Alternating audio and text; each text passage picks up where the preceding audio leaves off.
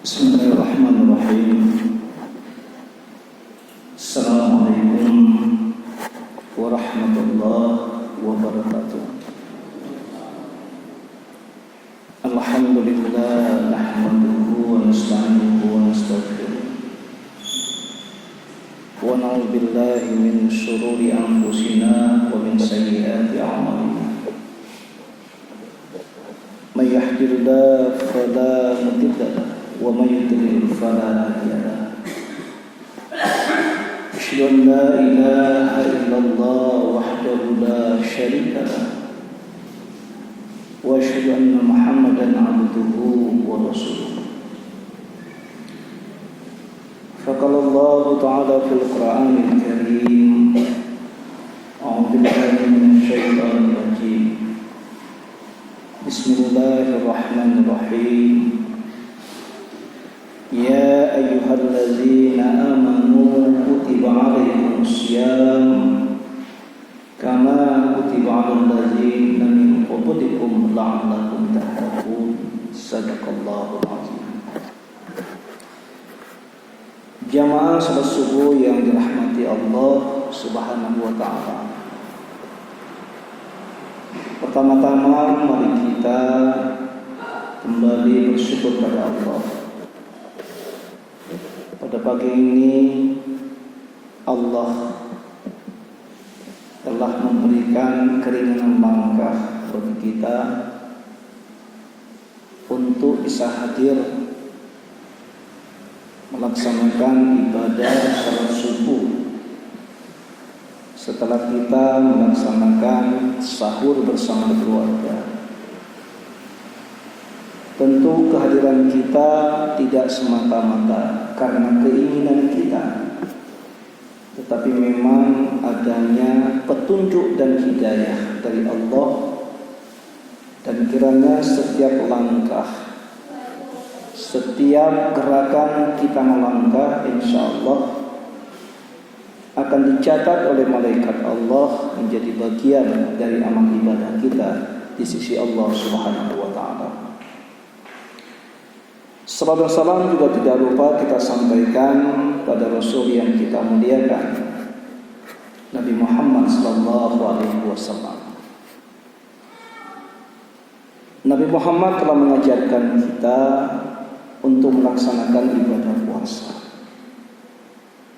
Nabi Muhammad telah memberikan hadiah-hadiah yang sangat menarik di bulan suci Ramadan, yang memang itu adalah merupakan sebuah perjuangan yang Rasul berikan kepada kita sebagai umat Nabi Muhammad. Bapak Ibu jamaah yang dirahmati Allah Subhanahu wa taala, tidak terasa perjalanan waktu begitu cepat. Hari ini kita sudah masuk pada hari 9 melaksanakan ibadah puasa. Tentu ini kita akan terus selalu dengan kegiatan-kegiatan ibadah yang kita lakukan, sehingga waktu itu seakan-akan tidak terasa oleh kita. Maka dari itu kami mengajak kepada seluruh jamaah, mari kita mengelola waktu kita selama tinggal lebih kurang 20 hari ke depan atau 21 dengan hari ini, untuk kita memaksimalkan diri kita, memaksimalkan energi kita, memaksimalkan pikiran kita untuk mencari keridhaan Allah Subhanahu wa taala. Bapak Ibu yang kami muliakan, kalau kita melihat di dalam perjalanan ibadah puasa, sesungguhnya ada 4 hal yang menjadi hakikat, yang menjadi tujuan mengapa ibadah puasa ini kita laksanakan. Tujuan yang pertama, Allah mewajibkan kita untuk melaksanakan ibadah puasa adalah Allah ingin mengangkat derajat kita. Jadi pada bulan puasa ini Allah ingin mengangkat derajat kita. Sehingga di dalam ayat 183 Al-Baqarah itu disebutkan la'allakum tattaqun.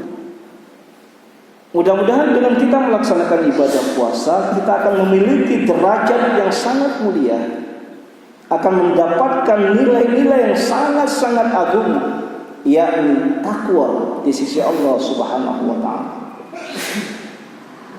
Derajat ketakwaan inilah yang kemudian Allah bangun kepada kita.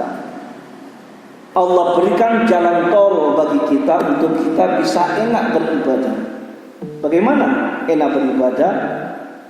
Allah tutup pintu-pintu neraka, Allah buka pintu-pintu surga, dan Allah belenggu ikat syaitan-syaitan yang ada. Nah, ini kan sebagai garansi yang Allah berikan. Bagaimana kita bisa mencapai derajat takwa? Ada garansi. Tapi kadang-kadang Bapak Ibu, yang mohon maaf, masih ada orang-orang kita yang tidak bisa melaksanakan ibadah puasa. Lalu pertanyaannya, katanya setan sudah dibelenggu. Ya mungkin ini orangnya sendiri yang sudah kesetanan sehingga tidak bisa melaksanakan ibadah puasa. Padahal Allah melalui Rasulnya sudah memberikan sebuah isyarat kepada kita, yang namanya setan itu sudah dibelenggu oleh Allah. Yang namanya neraka itu sudah ditutup rapat-rapat oleh Allah. Dan yang namanya surga Allah buka seluas-luasnya. Ini artinya apa? Untuk mendapatkan derajat ketakwaan, Allah mengangkat derajat kita itu, diberikan jalan yang begitu luas. Nah, ini tujuan pertama. Ini tujuan pertama mengapa kita harus melaksanakan ibadah puasa. Tujuan atau hakikat yang kedua, Allah ingin mengampunkan dosa kita dalam waktu yang sangat cepat. Jadi bayangkan kalau di dalam bulan-bulan lain yang kita pahami amalan-amalan kita, semua amalan kita itu kita lakukan dalam bentuk untuk beramal kepada Allah dan menghapuskan dosa-dosa kita. Kapan dihapus kita tidak tahu. Tapi di bulan Ramadan ini Allah hapuskan dalam waktu yang singkat. Di mana kita bisa lihat Rasul mengatakan di dalam beberapa hadisnya, man shoma ramadhana imanan wahtisaban ghufira lahu ma taqaddama min dzambi. Barang siapa yang melaksanakan ibadah puasa penuh dengan perhitungan dan mengharapkan ridha Allah, ghufira lahu ma taqaddama min dzambi. Bayangkan Bapak Ibu, ya bayangkan ini sebuah hadiah, sebuah kehadiran kita yang apabila kita mengikuti melaksanakan ibadah puasa akan ada sebuah rekomendasi khusus, garansi yang Allah berikan untuk kita adalah penghapusan dosa selama 1 tahun itu bisa dilakukan dalam waktu 1 bulan. Ini bayangkan Bapak Ibu. Hadis lain dikatakan oleh Rasul, man qama ramadhana imanan wahtisaban ghufira lahu ma taqaddama min dzambi. Barang siapa yang menghidupkan Ramadan karena iman dan penuh dengan perhitungan serta mengharapkan ridha Allah, ghufira lahu ma taqaddama min dzambi. Allah ampunkan dosa-dosanya. Ini tidak didapatkan ya, tidak didapatkan oleh umat-umat sebelum kita, Bapak Ibu bahagia. Ini luar biasa. Walaupun kita umat yang terakhir tidak pernah bertemu dengan Rasul, tetapi ajaran-ajaran yang dikeluarkan oleh Rasul yang kemudian hari ini diterjemahkan, ditafsirkan oleh seluruh ulama-ulama kita, oleh para mubaligh kita bisa mendapatkan pencerahan-pencerahan. Betapa kehidupan ini Bapak Ibu bahagia. Ada banyak cara Allah. Ya, ada banyak cara Allah bagaimana kasih sayang yang Allah berikan pada kita. Padahal Bapak Ibu kalau kita melihat, mungkin kita melihat kesalahan, kekeliruan yang kita lakukan. Ini sungguh luar biasa yang seakan-akan tidak akan mungkin kita bisa menggapai kebahagiaan dan kesejahteraan kita di akhirat kelak. Tetapi Allah memberikan garansi-garansi kepada kita. Allah memberikan pintu-pintu masuk kepada kita, bagaimana kemudian kita bisa terampuni dosa-dosa kita. Ini Bapak Ibu yang berbahagia. Jadi sebuah kenikmatan yang Allah berikan pada kita. Di bulan Ramadan ini Allah ingin mengampunkan dosa kita dalam waktu hanya 1 bulan. Jadi ini tujuan pertama. Ya, tujuan pertama, Allah ingin mengampunkan dosa-dosa kita. Yang ketiga, Bapak Ibu yang berbahagia, tujuan berpuasa itu apa? Allah ingin melipat gandakan amal-amal ibadah kita, dan bahkan tidak ada batas. Bayangkan, coba lihat Bapak Ibu, di bulan-bulan lain sudah jelas perhitungannya, ada batasannya. Ya, kalau kita sholat di rumah sendirian dapat kita 1, dan lebih dari 1, cuma 1 kita dapat. Kalau kita berjamaah di dalam masjid kita dapat 27, tidak lebih dari itu. Sudah dibatasi. Ya, sudah dibatasi.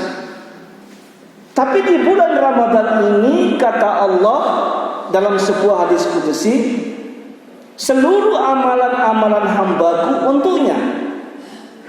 Ya, itu di bulan-bulan yang lain. Tetapi di dalam bulan Ramadan itu seluruh amalan ibadah puasa yang dilakukan oleh hambaku itu untukku, kata Allah, dan aku yang akan memberikan ganjarannya. Tidak ada batas. Tidak ada batas. Berapa yang diberikan oleh Allah kita tidak tahu. Ya, tentu akan sangat berangkat dari kemampuan kita. Jadi sama misalnya Pak Musin punya sepeta kebun, Erli tolong tebas saya punya kebun itu. Tapi Pak Musin tidak pernah kasih tahu berapa gaji saya.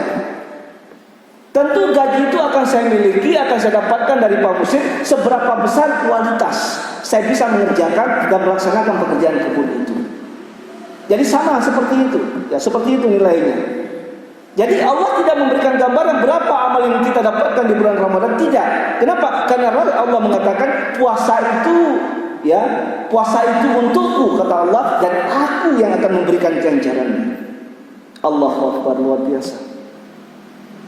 Bagaimana Allah lipat gandakan amalan-amalan kita? Bahkan ada keterangan, ya Allah sendiri mengatakan dalam Al-Quran, khairun min alfis syahr. Ya, ada 1 malam di dalam bulan suci Ramadan ini yang nilainya ya lebih baik daripada 1000 bulan. Ya, sering kita dengar lebih kurang 83 tahun kita beribadah. Pak Musim berapa umur sekarang? Hah? 75. Belum sampai 83 Bapak Ibu yang berbahagia, ya. Kalau saya 54, ya kan? Nah, ketika Allah berikan kesempatan, ya Allah, ketika kita bertemu dengan yang 1 malam itu luar biasa. Bahkan ada satu keterangan, para ulama menyampaikan bahwa kita saja, ya, dalam hati kita ingin bertemu dengan Ramadan itu, bertemu dengan Lailatul Qadar. Khufiralahu ma taqaddama min dzambi. Allah ampunkan dosa-dosa kita. Niat kita saja, keinginan kita saja. Kita coba pikir, kalau kita pun di bulan Ramadan ini, ya kalau imamnya itu selalu baca Inna anzalnahu fi lailatul qadar dan seterusnya. Kenapa? Karena ada sebuah hasrat, ada sebuah keinginan untuk kemudian kita bisa bertemu dengan yang namanya malam Lailatul Qadar itu. Jadi ini Bapak Ibu bahagia, tujuan kita melaksanakan ibadah puasa di bulan Ramadan, Allah ingin melipat gandakan amalan-amalan kita. Maka jangan segan-segan Bapak Ibu, kita berbuat kebaikan. Orang tua kami, ibu-ibu yang mungkin setelah siang akan berada di dapur membuat persiapan buka puasa. Kata Rasul, memberikan bukaan puasa bagi orang yang sedang berpuasa sama nilainya dengan yang sedang melaksanakan ibadah puasa. Ini tadi nilai ibadah puasa itu seperti apa? Puasa itu untukku, kata Allah, dan aku yang membalasnya. Berapa besar satu kue barom-barom yang ibu berikan pada saudara kita yang sedang berpuasa? Jadi jangan merasa segan, bukan? Ya, jangan ragu-ragu. Kasih tahu ibu, jangan ragu-ragu, ya kan? Berikan bukaan takjil di jalan, ya kita bagi pada keluarga kita. Mungkin ada yang dari jauh tidak sempat pulang ke rumah, dengan kita berikan ini luar biasa. Di Inggris hari ini buka puasa bersama itu sebulan penuh oleh saudara-saudara kita. Di Amerika juga seperti itu. Bagaimana semangat mereka. Kenapa? Karena mereka pahami berapa besar nilai yang mereka lakukan itu. Akan ada ganjaran yang Allah berikan. Maka dari itu mari kita menebarkan kebaikan-kebaikan. In ahsantum li anfusikum, kata Allah. Ya. Setiap kebaikan-kebaikan yang kita lakukan akan kembali kepada kita. Nah, saya pernah jelaskan di sini Bapak Ibu bagaimana kebaikan itu. Dulu kata teman-teman ada satu orang yang sedang buta, tidak bisa melihat. Lalu dia bawa satu obor, dia berdiri di tengah jalan yang dalam keadaan gelap gulita. Di simpang perjalanan dia berdiri, tapi dia buta, tidak melihat. Lalu orang bertanya, "Pak, Bapak kan tidak melihat. Kenapa pakai obor di tengah jalan?" "Iya," kata beliau. "Dengan saya memakai obor, apa yang terjadi? Orang tidak tabrak saya. Orang tahu bahwa akan ada saya ya di tengah jalan." Artinya apa? Kebaikan yang dia lakukan akan kembali ke dia. Itu secara lahiriah. Orang tidak menabrak dia. Kenapa? Karena ada penerang di tengah jalan, bahwa orang melihat, oh ada orang yang sedang ada di tengah jalan. Coba bayangkan dia berdiri di tengah jalan, tidak ada obor. Dalam malam gelap gulita, pasti akan ditabrak orang. Itu masih dalam makna secara lahiriah. Tetapi dalam makna yang lebih luas, ada sebuah kebaikan nilai. Yang membuang duri tengah jalan pun dihitung menjadi bagian dari amal ibadah. Maka dari itu saya sering mengatakan di hampir berbagai kesempatan, terlalu besar nikmat yang Allah berikan pada kita. Kalau kita ingin menggapai surga, sepertinya tidak mungkin kita tebus dengan 5 waktu sehari semalam. Makanya Allah mengatakan dalam Al-Quran, Allah itu tidak pernah meminta untuk dibayar cash. Tidak mau dibayar dengan pembalasan yang apa yang diberikan Allah pada kita. Tapi yang Allah inginkan pada kita apa? La in syakartum la azidannakum wa la in kafartum inna azabi lasyadid. Jika kamu bersyukur dengan nikmat yang diberikan kata Allah, maka akan tambah. Tapi ingat kata Allah, jika kamu kufur, ingkar, akan ada balasan dariku yang sangat pedih. Jadi yang ingin Allah kan itu adalah tanda syukur kita.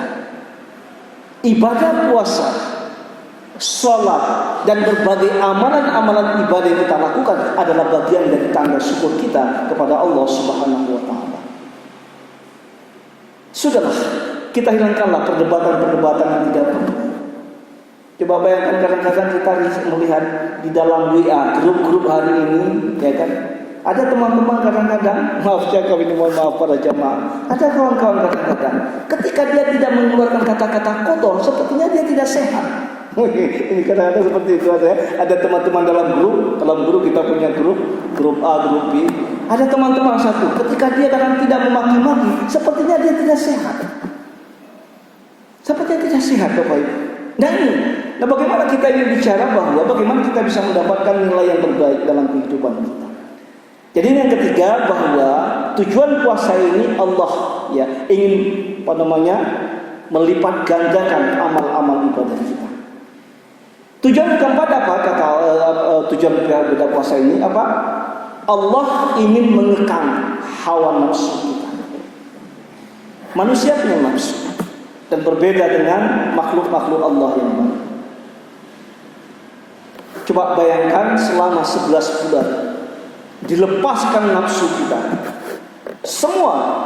Hari ini bayangkan kita bisa melihat di beberapa media bagaimana orang menumpuk harta dan kemudian mempublikasikan pada orang, tetapi golongannya masih sangat kecil. Kenapa? Karena nafsu. Dipaksa kita masyarakat untuk membayar pajak, tapi kemudian uang yang kita bayar pajak itu menjadi bagian yang diperebutkan oleh orang-orang tertentu. Nah ini Bapak Ibu berbahagia. Maka di dalam bulan suci Ramadan ini kesempatan kita untuk bisa mengelola nafsu kita dengan sebaik-baiknya. Mudah-mudahan bisa memberikan nilai tambah bagi kita sehingga menjadi nafsu yang mutmainnah, nafsu yang terarah, yang terkelola untuk menuju jannahnya Allah Subhanahu wa taala. Nah, Bapak Ibu berbahagia, ini ceramah kita pada pagi hari ini. Saya mengajak kita, mari kita ambil intisari bahwa memang tujuan kita beribadah yang pertama, bagaimana kita bisa mengelola diri kita dengan sebaik-baiknya sehingga nilai-nilai ibadah Ramadan ini bisa kita manfaatkan dengan sebaik-baiknya, dan kita keluar dari bulan Ramadan ini Allah sudah benar-benar mengangkat derajat kita menjadi orang-orang yang takwa di sisi Allah Subhanahu wa taala. Mudah-mudahan dengan kita terus memanfaatkan waktu kita, jangan kita berebut dengan persoalan-persoalan lebaran, tapi mari kita berebut dengan nilai-nilai yang Allah berikan, hadiah-hadiah, kado yang Rasul berikan pada kita, sehingga betul-betul bermanfaat, betul-betul berdampak nilai kepada kita apa yang kita dapatkan di bulan suci Ramadan ini. Insyaallah jamaah Taqwa Muhammadiyah adalah merupakan jamaah yang memiliki ibadah dari sisi kualitasnya. Bukan hanya ibadah dari sisi kuantitasnya, tetapi kualitasnya itu yang sangat penting. Mudah-mudahan ada manfaatnya, dan kami mohon maaf jika dalam penyampaian ini tentunya ada beberapa hal yang tidak berkenan, kami mohon dapat diperbanyak maaf.